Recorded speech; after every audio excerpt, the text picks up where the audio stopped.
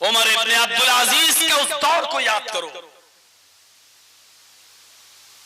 लोगों ने कहा कि बड़े बड़े दूर से लोग, बादशाह लोग मिलने आते हैं आपसे, और आप यही फटा पुराना कपड़ा पहने रहते हैं। आप कुछ अच्छा सा सिला लीजिए, एक ही सही लेकिन रख लीजिए अपने पास, एक ही सही लेकिन रख लीजिए। तो उन्होंने कहा जब आप लोग ज्यादा आर दिला रहे हो तो ठीक है, एक कपड़ा मैं सिला लेता हूं। उन्होंने 8 दिरहम निकाले, और नोट करो मेरी बात को, कितने? 8 दिरहम। मैं किसी को भी खड़ा करके पूछ सकता हूं कि कितना बताया। 8 दिरहम निकाले और अपने गुलाम से कहा जाओ बाजार से कोई कपड़ा लेके आ जाओ, मैं सिला लूंगा। उनका गुलाम जब कपड़ा लेकर आया तो कपड़ा देखकर कहने लगे, हैं इतना अच्छा कपड़ा लाए हो, इतना खूब, इतना नरम, इतना अच्छा कपड़ा, कितने का? 8 दिरहम का। कब मैं इतना अच्छा कपड़ा पहनूंगा? नहीं नहीं नहीं, इसको वापस कर दो और 6 दिरहम वाला ले आओ। 8 दिरहम का नहीं, 6 दिरहम का कपड़ा ले आओ। 2 दिरहम बचेंगे, गरीब की चूल्हा जलने के काम आ जाएगा। किसने कहा?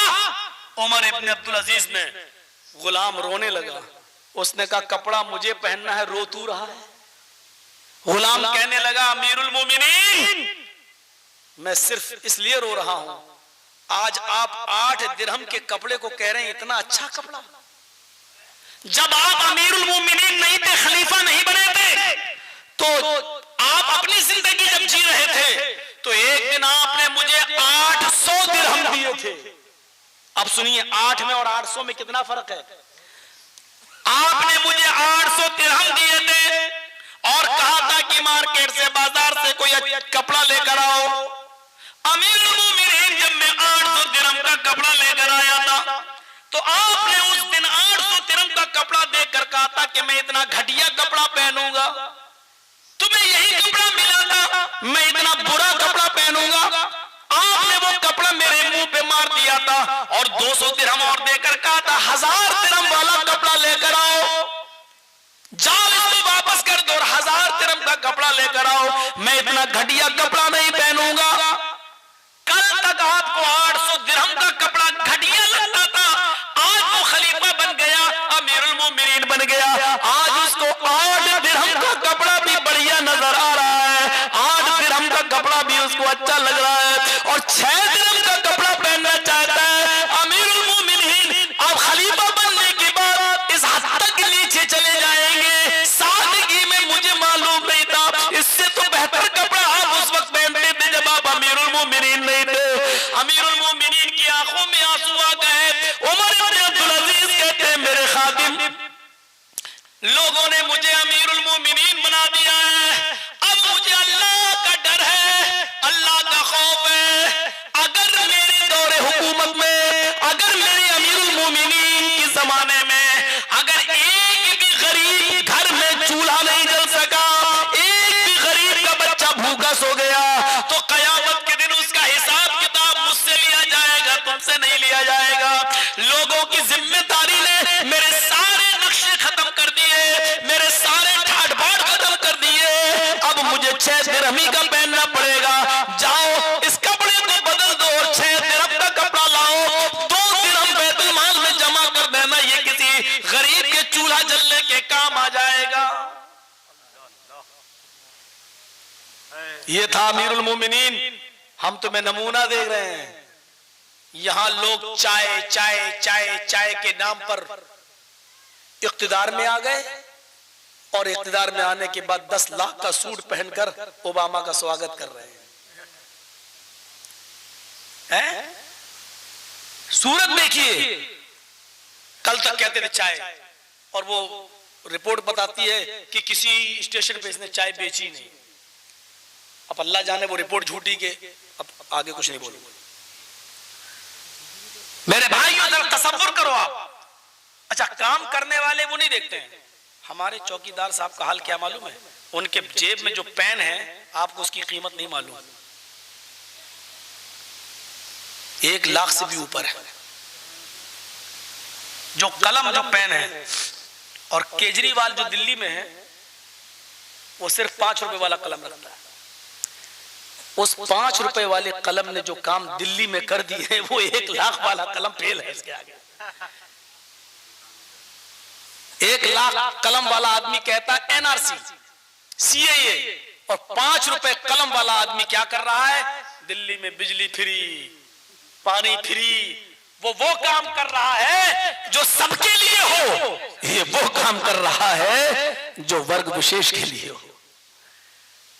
अब 1 लाख की ताकत देख लो और 5 रुपए वाली ताकत देख लो,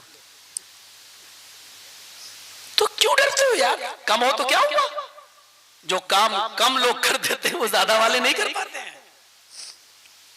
1 लाख कलम की ताकत और 5 रुपए कलम की ताकत, दोनों ताकतें देख लो और फिर फैसला कर लो।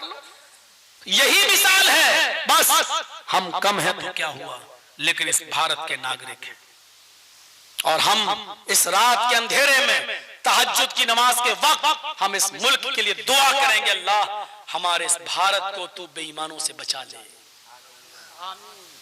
हमारे इस देश की एकता और अखंडता को कायम रख।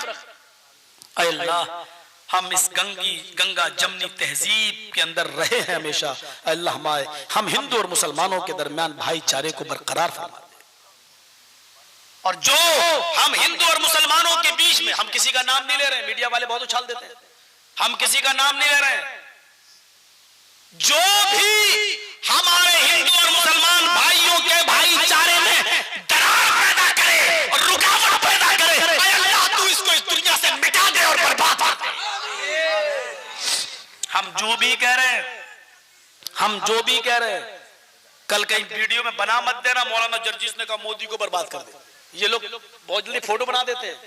हम किसी के लिए नहीं कह रहे हैं, हम ये कह रहे हैं कि अल्लाह जो भी हम हिंदू और मुसलमानों के दिलों में दरार पैदा करके हम आपस में भाई हैं, हमारे भाईचारे को खत्म करे, अल्लाह तू इसको इस सफ़े हस्ती से मिटा दे और कुत्ते की मौत दे, उसको बिस्तर पर रगड़ के मरे वो आदमी, अल्लाह उसको ऐसी मौत दे कि वो मौत ही मांगे तो घुट के उसको मौत आए, तड़प के मौत आए। जो हम हिंदू और मुसलमानों के दरमियान नफरत की दीवारें खड़ा करे, जो भी हो, चाहे हम ही क्यों ना हो, ये जो भी बहुत काम का है। जो इस जो भी को समझ गया वो सब कुछ समझ गया। मेरे भाइयों, इतनी बड़ी बात हमने कह दी आपके इलाके में। अब मुझे लगता है कि कलकत्ता वगैरह में मुझे भी फ्लैट लेना पड़ेगा। अब यूपी के हालात अच्छे नहीं है, पता नहीं कब हम अंदर चले जाए, बंगाली आ जाते हैं और दीदी जी का प्रचार करना शुरू कर देते हैं। तो मेरे भाइयों, चलिए वो बात की बात है, तो मैं आपसे एक गुजारिश यही कर रहा हूं, तो आपसे मेरी गुजारिश है, अपने ईमान को मजबूत करिए, ईमान, नमाजों को पढ़िए और फिर दुआ मांगिए। आज हमारी दुआएं कबूल नहीं हो रही, आज हमारी नमाजें कबूल नहीं हो रही हैं, आज हमारी दुआएं कबूल नहीं हो रही हैं। नमाजों के बारे में तो अल्लाह बेहतर जाने किसकी होती किसकी नहीं। आज हमारी दुआएं कबूल नहीं हो रही। क्यों? आज हमने अक्ल हलाल छोड़ दिया है, आज हमने हराम की तरफ नजरें दौड़ाना शुरू कर दी है। माल आए, कहीं से भी आए, कैसा भी आए, इतना याद रखिए कि इन्नल्लाह तय्यबुन व यक़बलु तय्यब, अल्लाह पाक है और पाक चीज को पसंद करता है। हम चाहे एक ही लुक़मा हराम का खाते हैं, फिर दुआ मांगेंगे तो अल्लाह कबूल नहीं करेगा।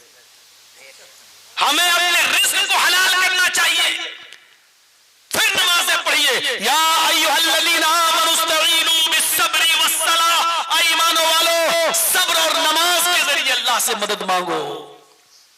मुसलमानों, सब्र करना भी सीखो। हम नहीं कह रहे हैं जिहाद जिहाद जिहाद, जिहाद अभी ऑप्शन नहीं है। हम नहीं कह रहे हैं जिहाद अभी ऑप्शन नहीं है।